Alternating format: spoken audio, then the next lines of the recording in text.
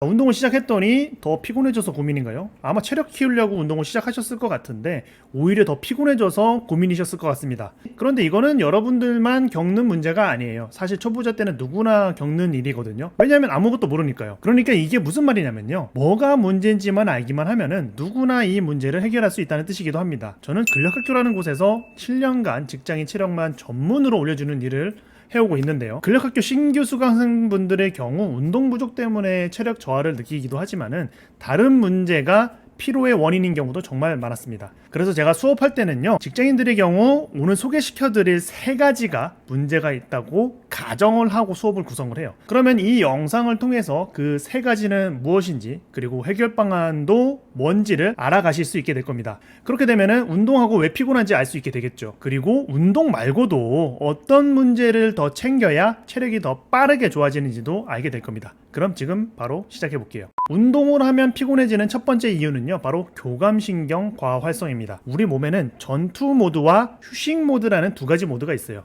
어려운 말로 전투 모드는 교감신경 활성화라고 부르고요, 휴식 모드는 부교감신경 활성화라고 부릅니다. 우리가 전투를 하는 상황에서는 전투 모드가 켜지고요, 쉴 때는 휴식 모드가 켜지죠. 예를 들어서 우리가 누군가와 싸우면 어떻게 되나요? 심박수가 막 올라가고 호흡이 거칠어집니다. 이게 바로 전투 모드가 켜진 거예요. 반대로 포근한 침대에 누워서 쉴 때는 어떻게 되나요? 마음이 편해지고 심박수는 내려가죠. 그리고 호흡은 느려지고 이제 졸리는 상황이 옵니다. 우리가 이런 식으로 모드를 막 바꾸는 이유는요, 그 상황에 따라서 효율적인 그런 몸 상태를 만들기 위해서예요. 누군가와 싸워서 이기기 위해서는 어떻게 되나요? 더 빠르고 강하게 상대방을 제압해야 하죠. 그죠?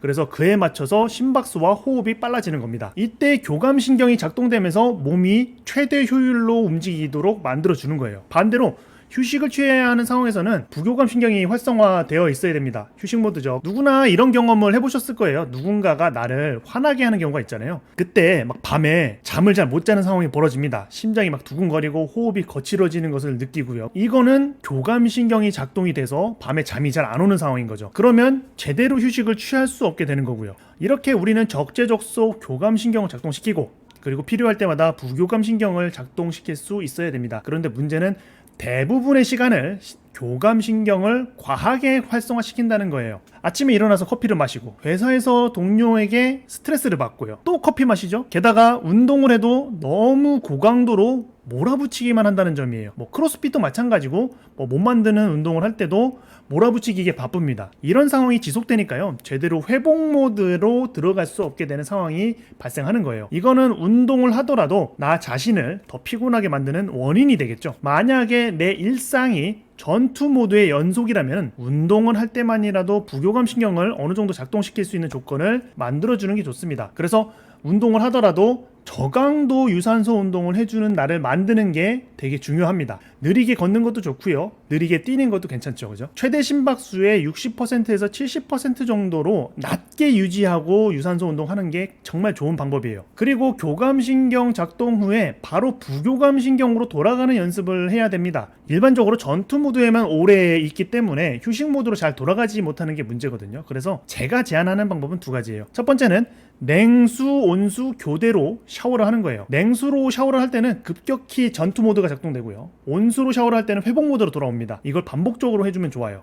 그리고 캐틀벨 스윙 10개를 하고, 그리고 2분에서 3분 정도 휴식을 취하는 거예요. 이거를 10세트를 반복합니다. 캐틀벨 스윙을 할 때는 전투 모드가 작동되고요, 2, 3분간 휴식을 취할 때는 휴식 모드로 돌아가게 되겠죠. 제가 제안하는 2가지 방법은 전투 모드와 회복 모드를 계속해서 전환한다는 특징이 있어요. 실제로 저도 예전에는 전투 모드와 회복 모드 전환이 제대로 안 됐었거든요. 그런데 이 2가지 방법을 사용하고 전투 모드와 회복 모드를 빠르게 왔다 갔다 할 수 있게 되었습니다. 2번째는 운동 강도 문제입니다. 앞에서 운동 강도에 대해서 잠시 언급했었죠. 그죠? 사람들은 운동을 더 세게 할수록 좋다고 생각을 합니다. 특히 요즘 크로스핏이나 히트 같은 고강도 운동들이 인기를 끌면서 이런 경향이 더 심해지고 있죠. 아무래도 현대인들은 점점 더 바빠지니까 이런 현상이 발생하는 것 같아요. 그러니까 짧게 고강도로 운동하려는 경향이 강해진다는 거죠. 하지만 아이러니하게도 이런 운동 경향이 현대인들의 회복 능력을 망치고 있다고 생각을 해요. 자, 앞에서 교감신경과 부교감신경에 대해서 이해를 하셨다면 이게 무슨 말인지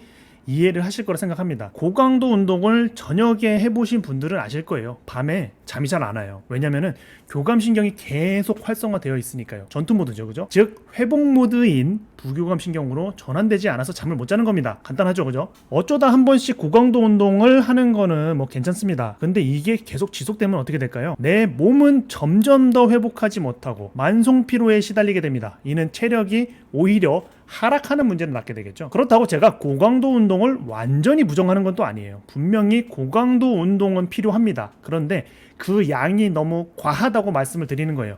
그래서 제가 예전에 제안했던 방법이 바로 8대2의 법칙입니다. 전체 운동량의 80%는 중저강도로 운동을 하고요, 20%는 고강도로 운동을 하는 거예요. 아마 이렇게 말씀드리면 어떻게 해야 할지 감이 잘 안 잡힐 건데요.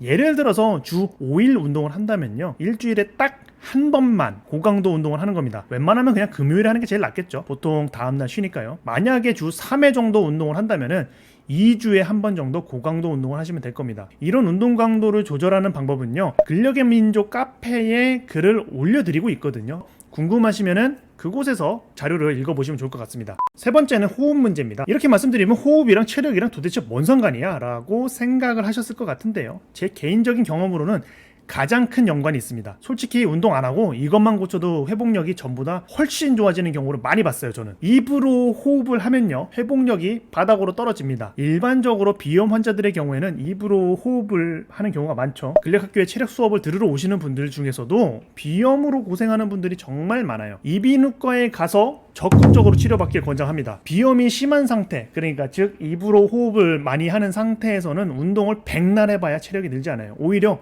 회복력 때문에 피로감만 더 커질 뿐입니다. 그런데 입으로 호흡을 하면은 왜 회복력이 떨어질까요? 그 이유가 궁금하실 것 같은데요. 조금 복잡할 수 있으니까 집중해서 들어보시기 바랍니다. 가장 큰 문제로 꼽는 게 바로 체내 이산화탄소 농도예요. 혈액에는 이산화탄소가 녹아 있습니다. 그리고 우리 혈액 내에는 헤모글로빈이라는 게 있잖아요. 그 빨간 거.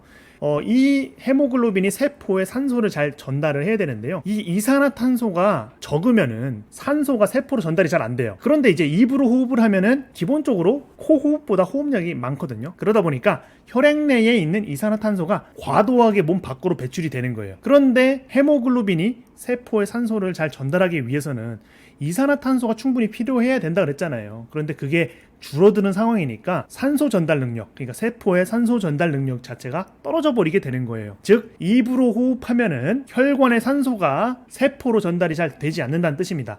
이로 인해서 연쇄작용이 발생하죠. 우리 몸에는 유산소 시스템이라는 게 있어요. 유산소 운동할 때 강화가 되는 시스템인데요, 여기에는 미토콘드리아라는 녀석이 산소를 이용을 해서 에너지를 내요. 그러니까 즉 유산소 운동이라는 거는 미토콘드리아가 산소를 이용해서 에너지를 내는 과정을 강화하는 운동이죠.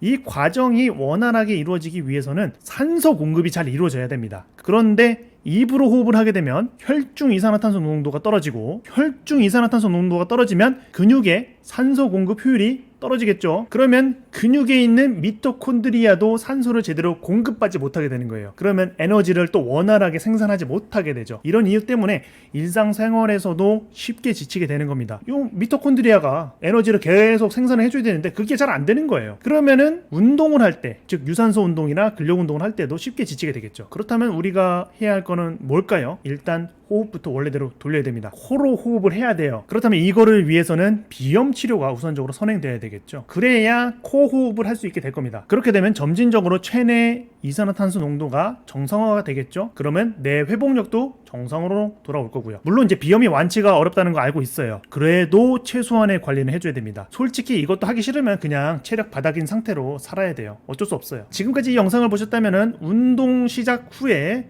오히려 더 피곤해진 이유를 알게 되셨을 거라 생각을 해요. 전투 모드와 회복 모드 중에서 회복 모드가 제대로 작동되지 않아서 그렇다 그랬고요. 그리고 두 번째는 운동 강도가 너무 강해서 그랬다 그랬고, 세 번째는 비염으로 인해서 회복력 자체에 문제가 생긴 것을 말씀을 드렸습니다. 자, 솔직히 이 영상을 보는 분들은 다 아실 거예요. 실행이 가장 중요하다는 사실을요. 해야 됩니다. 그냥 머릿속으로만 알고 있다고 되는 거 하나도 없어요. 실제로 내가 체력을 키우기 위해서는요, 그만큼의 노력을 해주셔야 돼요. 귀찮은 걸 해주셔야 됩니다. 여태까지 귀찮은 걸 하지 않아서 체력이 떨어진 거잖아요. 그죠?